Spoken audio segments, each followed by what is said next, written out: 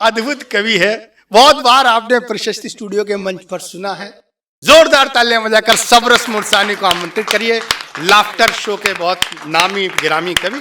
आइए। एक शराबी रात के 12 बजे शहर में घूम रहा था। उसे शराब का ठेका नहीं मिल रहा था। अब वो परेशान, और रात के 12 बजे शहर में कोई नहीं दिखाई दे रहा। अब किससे पूछे। अचानक ही सामने से एक आदमी आया और उसने पूछा, भाई साहब यहाँ पर शराब का ठेका कहाँ पर है? यहाँ पर शराब का ठेका कहाँ पर है? तो सामने वाला बोला, पहले ड्रू बेटा मैं कहाँ पर हूँ, पहले ड्रू बेटा मैं कहाँ पर हूँ। शराबी बड़े बड़े अजीब होते हैं।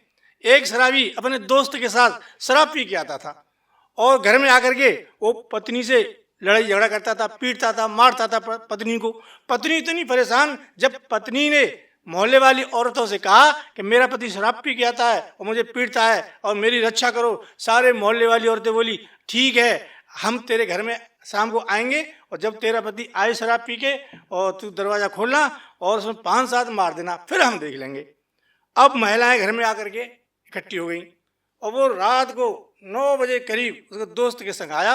जैसे गली आई तो दोस्त बोला, तेरा घर आ गया या तेरा घर आ गया। अब वो गया घर को, उसका दोस्त वहां से दिख रहा, दरवाजा नहीं खुल रहा तो दरवाजा खटखटाया और बोला, खोल दरवाजा, खोल दरवाजा, खोल। नहीं खोल रही है, मैं कह रहा हूं दरवाजा खोल। सारे मोहल्ले वाली औरतें बोली उसे कि जल्दी से दरवाजा खोल और 5-7 मार दे इसे गाल पर। तो उसकी पत्नी ने दरवाजा खोला और 5-7 मार दिए गाल पर, धड़ाक धड़ाक। और वो वहां से पिट के चुपचाप भागा और दोस्त से जाकर बोला, ये हमारा घर है ही नहीं। बोला, अरे तेरा ही घर है। बोले नहीं यार हमारा घर नहीं है, कि देख मैं बैठाता हूँ, ये तेरा ही घर है। अब वो उसका दोस्त आया तो औरतें बोली कि अब की ये आ रहा है, दरवाजा खोल के किवाड़ और उसके 5-7 देना, धड़ाक धड़ाक। फिर वो आया, भाभी जी दरवाजा खोलो, भाभी जी दरवाजा खोलो। महिला बोली खोल और दे 5-7। उसकी पत्नी ने दरवाजा खोला और 5-7 दिए, धड़ाक धड़ाक। तो वो वहां से उसका पति कह रहा, मारो बहन जी, मैं पहले ही कह रहा था हमारा घर नहीं है, मारो बहन जी। तो शराबी बड़े बड़े अजीब होते हैं। शिक्षा के ऊपर बहुत कुछ कहा गया। मैं बताऊं, मेरे यहाँ तो जो प्राइमरी के अध्यापक हैं, एक अध्यापक मेरे पास आया और आकर के बोला कि सौरस जी, प्राइमरी के छोटे छोटे बच्चे, हम अपनी तरफ से आना फ्री, जाना फ्री, खाना फ्री, पुस्तक फ्री, वजीफा मिलता है और फिर भी छोटे छोटे बच्चे क्लास छोड़ करके भाग जाते हैं। तो मैं क्या करूं कि बताओ क्यों भाग जाते हैं? मैंने कहा तू अच्छी तरह पढ़ाता नहीं होगा। बोले चलो देखो मैं अच्छी तरह पढ़ाता हूं। मैं मास्टर के साथ क्लास में गया, मैंने कहा चौक लो और पढ़ाओ बच्चों को। प्राइमरी के छोटे छोटे बच्चे सामने बैठे और वो मास्टर बोला कि सौरज जी बिना मात्रा के, बिना डंडा के छोटे प्राइमरी के बच्चों को ऐसे पढ़ाया जाता है। मैंने कहा लिखो, पढ़ो ना, पढ़ाओ ना। तो चौक ले करके उसने ब्लैक बोर्ड पर लिखा, बिना मात्रा के, बिना डंडा के, घर पर चलो। सब चले गए, एक भी नहीं रहा। वो मेरे मास्टर जी तुम खुद पढ़ाई ऐसे रहे हो, घर पर चल, तो ये घर नहीं जाएंगे तो कहाँ जाएंगे? बोला प्राइमरी तो ऐसे पढ़ाया जाता है बच्चों को। मैंने कि चौक मुझे दे, मैं पढ़ाता हूँ। मैंने उसे चौक लिया और ब्लैक बोर्ड पर फिर मैंने लिखा, आम खा। एक बच्चा बोलो पहले ला, आम खा। बच्चा बोला पहले ला।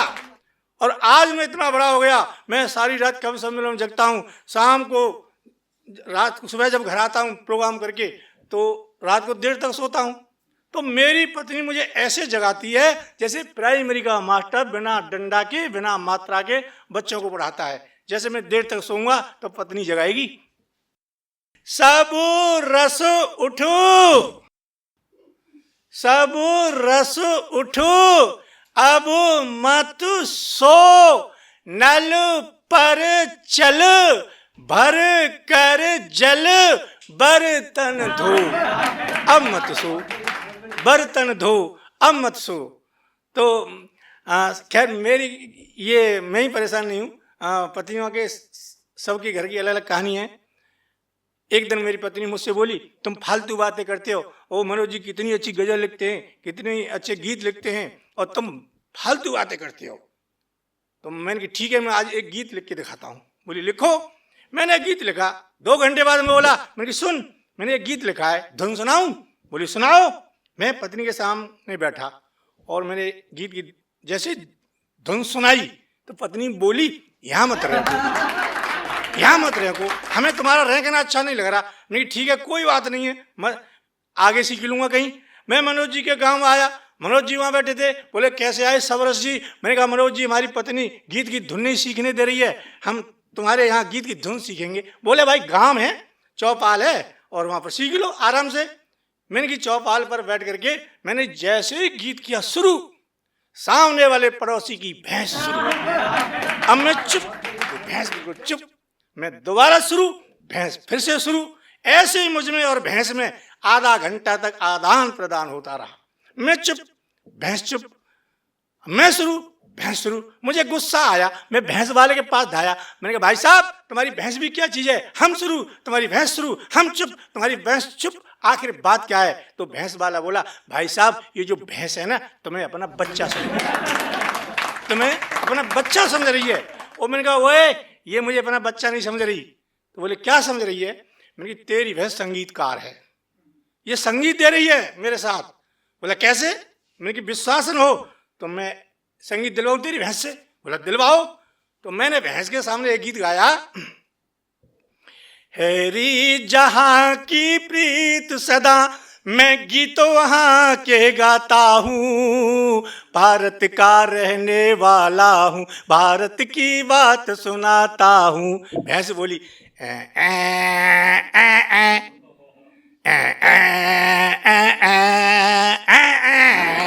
मैंने देख ली संगीत दे रही कि नहीं।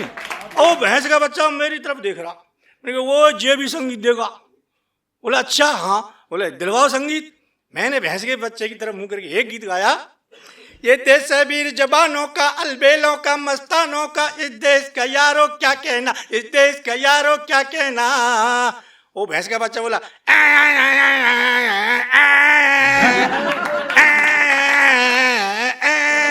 बोला भाई साहब वास्तव में ये तो दोनों संगीतकार निकले, मैं तो पहचान नहीं पा रहा है। हमारे देश के जानवरों में भी देशभक्ति भरी हुई है, कोई क्या बिगाड़ेगा इस देश का। जब घर में कोई बड़ा बूढ़ा मर जाता है तो एक बात बताऊं कि जो महिलाएं होती हैं ना वो पुरुषों से एक काम ज्यादा करती हैं। जिस घर में बुढ़ा मर जाता है तो वो घर का मालिक घोट मोट गंजा सर करा करके 13 दिन तक घर पर चुप बैठा रहता है, कोई काम नहीं करता, यूं बैठा रहेगा चुपचाप। लोग आएंगे जाएंगे चले जाएंगे, कुछ नहीं बोलेगा, सामने फोटो लगी होगी बुढ़े की, अगरबत्ती जली होगी। और महिलाएं 2 काम करती हैं, और जो घोटमोट सर करा के बैठा है 13 दिन तक काम नहीं करेगा, मकान बिक जाए, दुकान बिक जाए, खेत बिक जाए, लेकिन 13वीं जरूर करेगा, मानेगा नहीं। और महिलाएं काम भी कर रही हैं और दूसरा काम संग में रोती भी जा रही हैं, 2 काम कर रही हैं। देखें कैसे कर रही हैं। अब बुढ़ा मर गया, वो शमशान घाट में ले गए बुढ़े को, लकड़ी लगा रहे बुढ़े के नीचे शमशान घाट में। तो एक लकड़ी दुसंग जो होती है, दुसंग की लकड़ी बुढ़े के पैरों के नीचे आ गई। जब पैरों के नीचे आ गई तो दूसरा आदमी बोला उससे, ओए चुभेगी, चुभेगी। बोला अच्छा ये चुभेगी? बोले हाँ चुभेगी, दुसंग की है।